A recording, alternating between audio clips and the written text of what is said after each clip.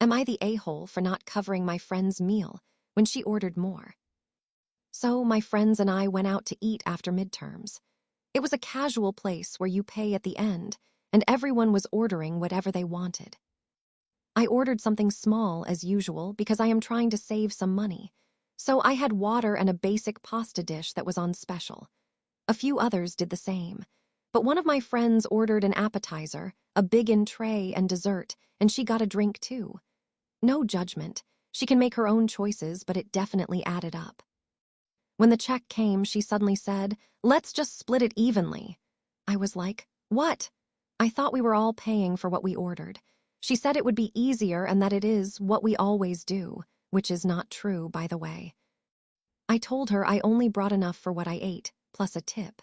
She rolled her eyes and said it is not that deep and that I am being stingy over a few dollars. But it was not just a few dollars. It would have almost doubled what I was planning to spend.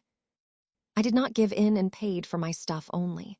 My other friends did not mind and split the bill evenly. Now she is being super passive and told our other friend that I embarrassed her in front of everyone and made her look greedy. But she assumed we would cover part of her extra food without even asking. Am I the jerk? Not the a-hole. Like you, I dislike it when people order a lot and then assume everyone will divide the bill equally. The best way to deal with this is to announce, at the very start, that everyone should keep track of their own expenses so that they can pay what they owe at the end. Am I the a-hole for refusing to take care of my husband's medical equipment? So my husband, who is a 42-year-old man, and I, who am a 41-year-old woman, are having a disagreement. Here's the situation. He uses a CPAP machine at night. He has had it for 15 years and never puts it away in the morning. He has decided that it is my responsibility to take care of it and prevent the children or our pets from touching it. He says it is unreasonable for him to put it away every morning, even though there are many things the kids and I use and put away every single day. He insists that his other belongings be left wherever it is convenient for him, even if it makes life harder for the rest of us. For example, he will leave his shoes under the kitchen table and tells me that I should just not clean the floor there at all so his shoes do not get moved. He goes to great lengths to make life easier for himself, even if that means putting more difficulty on me and our children. Last night, our cat got into our bedroom and chewed on the hose for his CPAP. I did not know it until we went to bed, and my husband was very upset. He demanded to know why I was not watching his CPAP and why I had let it get ruined. Then he decided he wants to lock me and the kids out of our bedroom when he leaves for work every morning. I said absolutely not. Our second bathroom is only accessible through the bedroom, and all my own things are in the bedroom. That would leave me without access to any of my things during the day unless I cleared everything out of my room and the second bathroom, which is also where I keep my makeup and other personal items. To me, that seems totally unreasonable. I told him he should put away his CPAP every morning. He says that it is unreasonable for him to remember to do such an annoying task and that he should not have to put anything he owns away. I really feel like he should be responsible for his own things and that it is unreasonable for him to lock me out of my own room. So, am I being unreasonable? He insists that his things be left where it is convenient for him, even if it makes life harder for the rest of us.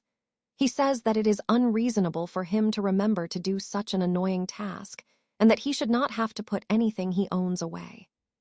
So this is not just about the CPAP. You have been his maid for 15 years. He does not have to put anything away. He does not have to take care of his things, and he does not care if it makes it more difficult for you to clean the floor and will not even put his darn shoes away.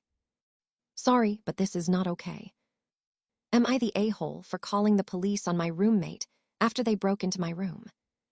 So I, a 22-year-old female, live with two roommates, one who is a 22-year-old female and the other who is a 23-year-old female, and we have had some tension lately. I have always been a private person, so I make it a point to keep my room door closed when I am not there. The trouble started a few weeks ago when one of my roommates, let's call her Rachel, started borrowing my things without asking. I do not mind sharing occasionally, but Rachel would take stuff without telling me, and when I confronted her about it, she would either deny it or get defensive. After a couple of weeks of this, I decided to check with our landlord to make sure it was okay to put a lock on my bedroom door. He said it was fine as long as it was not an issue with the door frame, so I went ahead and installed it. I felt like it was the only way to keep my things safe, especially after I noticed some of my personal items were moved or misplaced. Fast forward to a few days ago, I came home from work and noticed that the door to my room was wide open. Immediately, I got this sinking feeling. My laptop, which I had left on my desk, was missing, as well as my Nintendo Switch. I called Rachel and my other roommate and asked if they had been in my room. Rachel acted surprised but also defensive, and the other just seemed concerned, asking if everything was okay. I was furious. I knew that the only way my door would be open was if someone had broken in, and at this point, I was pretty sure I knew who it was. I went into my room and searched for my laptop and Switch, but they were gone. After some back and forth with Rachel, I realized that she had taken them without permission. When I confronted her, she admitted to borrowing them for a few days, but did not think it was a big deal. At that point, I was beyond frustrated. I told Rachel that I did not appreciate her violating my privacy, and I was done trying to sort things out on my own. I called the police to report that my property had been stolen and that I felt unsafe in my own home. The police showed up, and after hearing my side of things and talking to Rachel, they advised her to return the laptop and Switch and apologized for the inconvenience. The laptop was returned, but the Switch was not, and she claimed that she did not know I owned a Switch. She seemed to think I was overreacting, and some of my friends have also been saying that I might have taken things too far by involving the police. Now I am feeling conflicted. I honestly did not expect things to escalate this much, but I felt like I had no choice. I am just so tired of being taken advantage of in my own home. But at the same time, I feel bad because now things are super awkward with Rachel, and the police involvement might have been too dramatic. So, am I the a-hole for calling the police on my roommate after she went into my room without permission and took my devices? You are not the a-hole. She straight up burglarized you. If that Switch does not turn up immediately, you need to go to the police station and make sure they file a report. This is not just some petty roommate drama. She broke in and stole your belongings. If she is getting away with this, what is stopping her from doing it again? No, she is taking advantage. Get your Switch back and seriously reconsider living with her. Am I the a-hole for making a comment about my friend not having a job after she expected us to buy her food? A while ago, I was in the car with some friends, and we were all driving to an art store. One of my friends, let us call her Anna, mentioned she was hungry. Her boyfriend was in the backseat with her, and they started talking about what to eat. For context, we are all adults, but Anna does not work and does not like spending her boyfriend's money. We suggested a pizza place, but she said, "Well, I do not mind eating off your plates." Without really thinking, I responded, "Of course you do not." The car got quiet after that. We ended up skipping food and just went to the art store, but Anna stayed in the car, feeling down. Later, she got upset with me, saying I made her feel bad for not having a job. Her boyfriend also told me I should not have said that.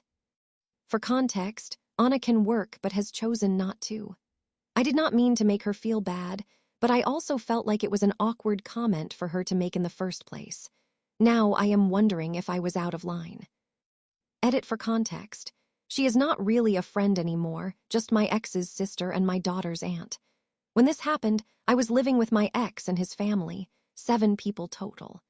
At the time, only her boyfriend and I were working. My ex was doing college work and getting paid for it, while his parents, both ex-military and 100% disabled, lived off their benefits.